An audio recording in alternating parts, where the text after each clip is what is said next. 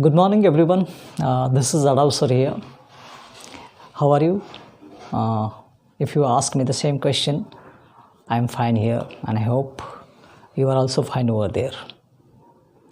So, in my today's session, the name of my session is Let's Learn English. And in this session, I'm going to talk about two sentences, just about two sentences. And I'm pretty sure, I'm very confident that you can form, as I always say, that 100 sentences out of these two sentences.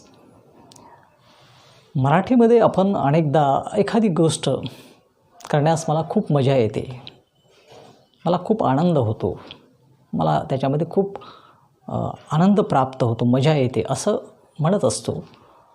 आणि बऱ्याचदा असं म्हणतो की मला एखादी गोष्ट करण्यामध्ये खूपच मजा येते, खरंच खूपच मजा येते.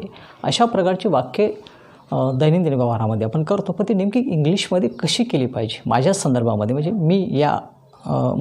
मी आय हा सब्जेक्ट ठेवून मी हे वाक्य बनवत आहे, जे स्वतःला लागू आहेत ही वाक्य.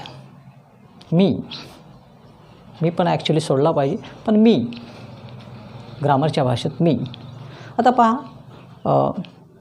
मला क्रिकेट खेळण्याची खूप मजा येते, मला क्रिकेट खेळण्याची खूप मजा येते. पहा, आय एन्जॉय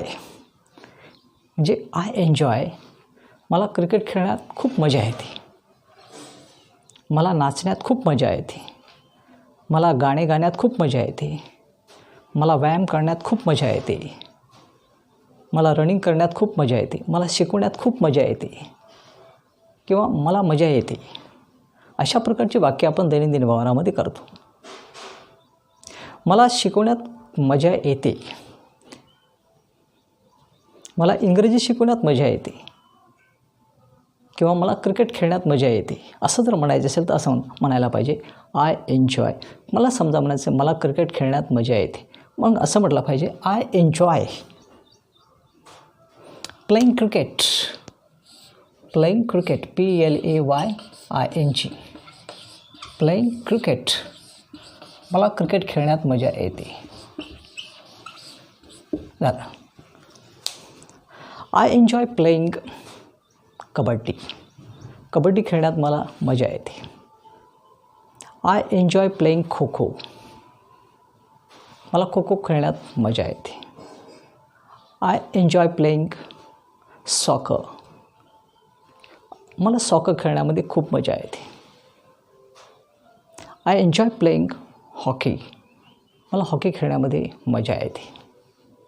म्हणजे ज्या गोष्टीमध्ये तुम्हाला मजा येते असं म्हणायचं असेल तर आय एन्जॉय प्लस क्रियापदाचं चौथं रूप म्हणजे ING लावून आणि त्याच्यानंतरचं जे काही खेळ असेल किंवा कृती असेल ते त्या ठिकाणी घ्यायचं. I enjoy dancing. मला नाचण्यात खूप मजा येते.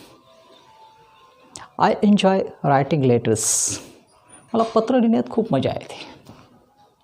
I enjoy composing poems.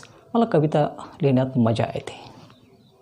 म्हणजे आय एन्जॉय प्लस क्रियापदाचं चौथं रूप आणि जे कृती किंवा जे ऑब्जेक्ट आहे त्या ठिकाणी घेतल्यानंतर त्या वाक्याचा अर्थ मला ती कृती करण्यात मजा येते असा त्याचा अर्थ होतो. परंतु दैनंदिन व्यवहारामध्ये मला एखादी कृती करण्यात लयच मजा येते, खूपच मजा येते असं जर म्हणायचं असेल तर त्यासाठी थोडा वाक्यरचनेमध्ये बदल आपण या ठिकाणी करणार आहोत. पहा, I really enjoy playing cricket. मला अ लॉट घ्या. Playing cricket PLAYING playing cricket अ लॉट.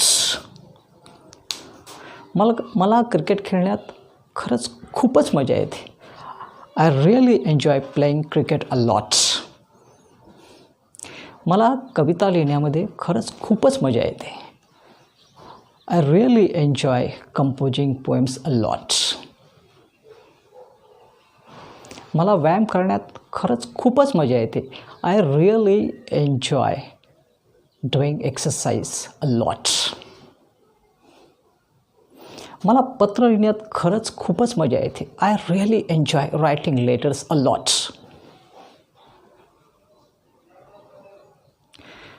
मला वाचनात खूपच मजा येते.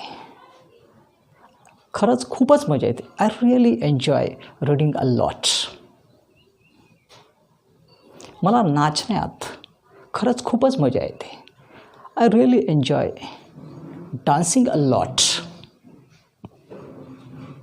म्हणजे या 2 वाक्यामधून out of this 2 sentences as I am telling you, you can make different sentences.